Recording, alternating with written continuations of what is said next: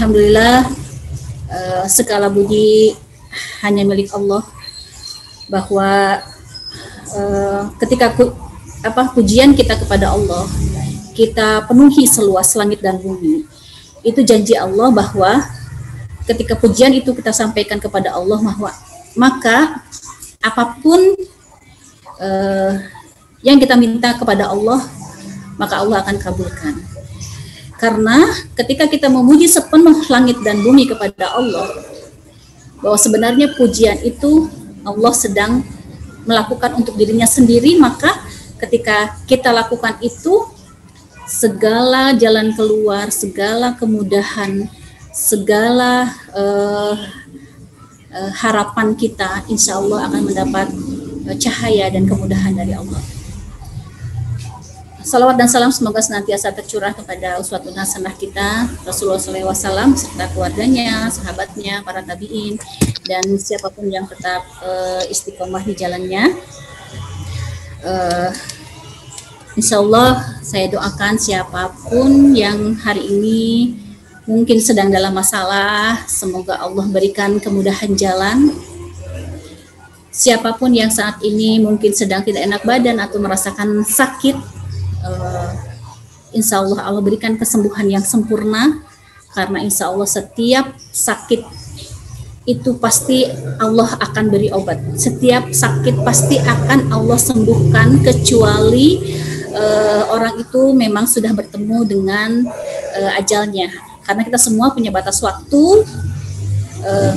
Setiap ada berita kematian dari siapapun, itu sebenarnya adalah sebaik-baik tazkirah buat kita, sebaik-baik pengingat diri bahwa kita semuanya memiliki batas waktu di dunia ini. Ya. Itu semua sudah tercatat di catatannya Allah di Lauhul Mahfuz, tidak akan mundur atau maju, akan datang tepat pada waktunya di detik itu juga, kalau memang kita semua sudah sampai kepada ajalnya kita. Maka ketika ada berita kematian dari siapapun, itu adalah sebagai pengingat diri kita bahwa kita pun sebenarnya berapa waktu ke depan itu adalah langkah-langkah menuju kepada waktu kita masing-masing yang sudah ditentukan oleh Allah. Sejauh mana kita sudah mempersiapkan diri, apakah yang sudah kita lakukan sudah memberi nilai, ya, karena orang yang beriman itu tidak akan bisa melakukan amal soleh. Jadi amal soleh hanya bisa dilakukan oleh orang yang beriman. Orang yang tidak beriman mungkin hanya bisanya beramal saja, ya, tapi bukan sebagai amal soleh. Apa bedanya? Kalau amal soleh itu adalah ketika apa yang diperbuatnya itu, ketika amalnya itu mempunyai nilai akhirat. Nah, ketika itu mempunyai nilai akhirat, insya Allah itu akan bisa menjadi bekal kelak hidup kita yang abadi sebenarnya di yaumil akhir. Hari ini, tema yang hari ini saya tergerak untuk mengupas ini karena banyak pertanyaan yang datang kepada saya pada saat konseling dengan para orang-orang yang konsultasi dengan saya atau dari klien-klien saya yang menanyakan kepada saya, Bunda, apa sih perbedaannya kalau apa yang terjadi pada kita itu adalah sebuah ujian atau itu adalah sesuatu yang kita undang sendiri? Bagaimana kita membedakannya? Itu saya tergerak untuk mengupas ini karena ini cukup penting juga untuk kita, ya. Saya analogikan seperti ini, seorang petani yang menanam padi, ya. Ketika padi itu sudah ditanam, akan kemungkinan untuk tumbuh rumput di situ itu pasti ada. Jadi ketika menanam padi, rumput bisa tumbuh di situ. Tapi ketika petani itu misalnya yang ditanam adalah rumput, padi tidak akan bisa tumbuh di situ. Nah, begitu juga dengan segala sesuatu yang terjadi kepada diri kita. Kita lihat dulu, contohnya sekarang, misalnya sekarang sedang pandemi, ya. Orang yang senantiasa menjaga protokol kesehatan yang sudah dicanangkan oleh pemerintah, menjaga 3M, kemudian misalnya tidak berkerumun di tempat yang tertutup, tidak dekat-dekat dengan orang yang dan sebagainya, itu semuanya sudah dijaga sedemikian rupa. Kemudian dia masih saja terkena COVID, berarti itu jatuhnya adalah ujian. Tetapi ketika dia tidak memperhatikan protokol kesehatan, ya, tidak memperhatikan protokol kesehatan, misalnya masih berkerumun dengan orang-orang di tempat yang tertutup, tidak pernah menjaga jarak, jarang cuci tangan, sering-sering memegang muka, misalnya gitu ya. Kemudian protokolnya tidak diperhatikan, kemudian pada akhirnya dia terkena COVID. Ya, misalnya gitu ya, itu adalah termasuk oleh sesuatu yang dia undang. Ini terlepas dari bab tentang ajal atau kematian yang sudah disampaikan di awal tadi ya, karena apapun yang terjadi, orang kalau sudah sampai pada ajalnya itu sebabnya tuh terserah Allah mau lewat apa saja, tidak harus lewat corona atau lewat apa saja ya. Satu-satunya penyebab kematian seseorang itu hanya satu, karena memang dia sudah sampai kepada waktunya yang sudah tercatat di yaumul akhir, sudah sampai kepada ajalnya. Kalau belum sampai kepada ajalnya, seburuk-buruknya kondisi seseorang, dia pasti akan disembuhkan oleh Allah. Nah, demikian juga di dalam perusahaan ya. Ketika di dalam perusahaan ya, segala unsur-unsur manajemen di dalam perusahaan itu sudah sangat diperhatikan ya, misalnya menetapkan planning, kemudian dari mulai menentukan, dari mulai segala sesuatu yang berhubungan dengan planning ke depan itu sudah tertata dengan baik ya, kemudian mengorganising semua sumber daya manusia yang ada dalam perusahaan itu dengan semaksimal yang dimampu itu sudah dilakukan. Kemudian dalam actualing ya, dia mengaplikasikan semua ilmu-ilmu dan fungsi-fungsi manajemen di dalamnya sudah dilakukan di dalam perusahaan itu. Kemudian ketika semuanya sudah dilakukan dengan baik, fungsi controllingnya juga sudah baik, kemudian ada evaluasi untuk melihat apa yang harus di-upgrade, semuanya sudah maksimal dilakukan, maka ketika ada masalah yang berhubungan dengan perusahaan itu, misalnya contohnya ada target yang tidak tercapai gitu ya. Nah, target yang tidak tercapai itu sifatnya adalah ujian. Kenapa itu sifatnya? Kenapa Allah berikan ujian sementara kita sudah melakukan usaha yang maksimal ya? Kita kembalikan lagi kepada bagaimana apa fungsi Allah menguji kepada kita gitu ya. Fungsinya Allah menguji kepada kita, ternyata Allah sedang membentuk otot-otot kekuatan kepada kita bahwa agar ketika kita di waktu yang akan datang mendapatkan tantangan dan ujian yang lebih besar lagi, kita sudah dikuatkan dengan melalui ujian ini. Yang pertama. Yang kedua, memang sudah waktunya perusahaan kita sudah dalam kondisi layak uji di hadapan Allah. Layak uji maksudnya kayak gini.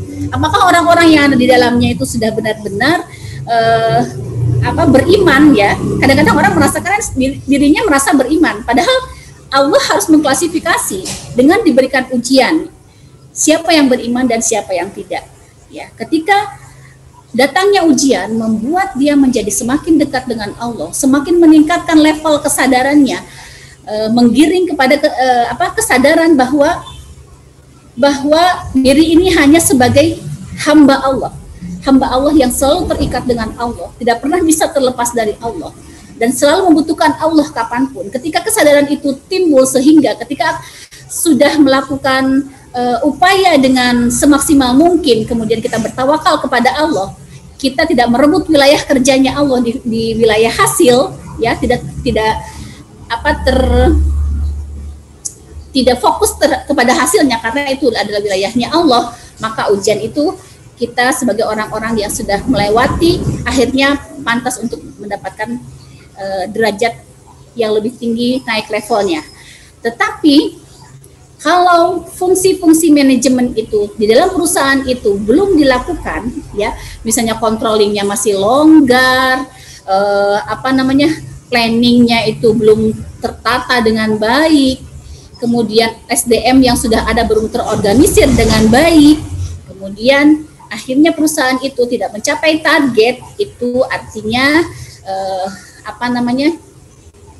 ketidaksampaian kepada target itu adalah dia undang sendiri, karena mungkin di fase evaluasinya mungkin kurang benar atau gimana gitu ya. Jadi apapun yang terjadi kepada kita, insya Allah ini nasihat untuk diri saya sendiri juga, ya. Apapun yang sudah dituntunkan oleh Allah, apapun yang sudah dicontohkan oleh Rasulullah, apapun ilmu-ilmu, baik itu ilmu dunia ataupun ilmu akhirat, untuk kebaikan kita lakukan dan kita aplikasikan semaksimal yang kita mampu. Ya. Ketika itu sudah maksimal, ya, kemudian ada ujian, ya, justru kita bersyukur Allah sedang memberikan, Allah sedang menunjukkan rasa kasih sayangnya kepada kita bahwa sudah waktunya kita disiapkan untuk naik level. Akhirnya kita menyadari karena kita semua hidup di penghujung zaman, ya, ada di akhir zaman di mana ujian sangat bertubi-tubi di mana-mana, dan mungkin Allah yang paling tahu bahwa fitnah-fitnah dan ujian yang akan datang itu lebih berat daripada saat ini, maka kita harus disiapkan oleh Allah dengan melalui ujian itu. Akhirnya ketika kita naik level, insya Allah di masa-masa yang akan datang kita tetap menjadi manusia pilihan Allah yang sudah disiapkan dan dikuatkan oleh Allah melalui datangnya tantangan dan ujian itu. Mungkin itu dari saya untuk hari ini. Semoga menjadi bahan kontemplasi atau perenungan untuk kita semuanya. Bedanya perenungan dengan tafakur, kalau perenungan itu kita hanya merenung, ya, dan hasil renungan itu bisa berupa sesuatu yang positif, bisa berupa sesuatu yang negatif. Tetapi kalau tafakur, ya, itu hasil dari tafakur itu ada sesuatu yang bisa mengupgrade diri kita atau sesuatu yang lebih baik daripada kita saat ini. Jadi orang yang selama hidupnya tidak pernah tafakur, dia tidak pernah ada yang berubah atau tidak pernah mengupdate dirinya sebenarnya. Karena kita akan melihat diri, melakukan perjalanan kepada diri. Apa yang terjadi di dalam diri kita, apakah sudah maksimal atau belum, itu maksimalnya atau efektifnya adalah melalui proses tafakur. Ya. Dengan tafakur itu kita akan melihat seperti apa kita, tafakur berjamaah itu akan melihat apakah di dalam perusahaan kita ini ada hal-hal yang masih harus diperbaiki sehingga menjadi sesuatu yang dikhawatirkan itu malah yang kita undang sendiri, gitu ya. Datangnya masalah kita undang sendiri.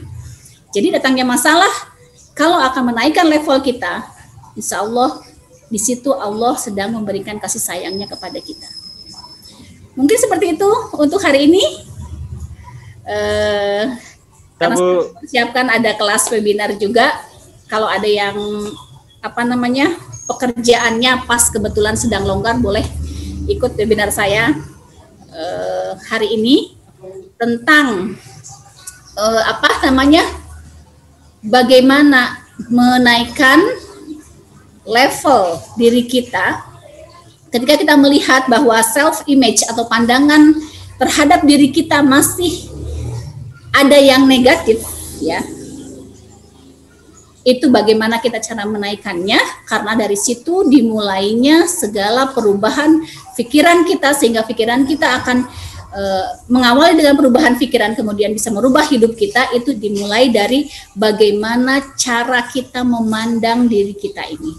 Kalau masih memandang diri kita itu negatif, berarti itu harus diterapi.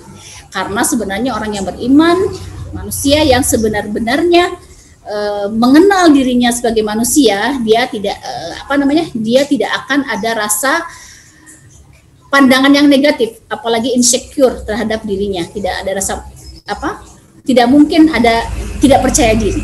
Nah, kalau misalnya masih ada sisa-sisa rasa itu, sebenarnya itu harus diobatin, karena orang yang beriman itu identik dengan keoptimisan. Seperti hari ini Semoga bisa bermanfaat untuk semuanya. Terima kasih hadirnya buat semuanya. Semoga Allah senantiasa berikan rahmat berkah kepada kita semuanya. Allah jaga kita semuanya dari hal-hal yang buruk, dan Allah senantiasa menuntun dan membimbing kita untuk keselamatan dunia akhirat kita.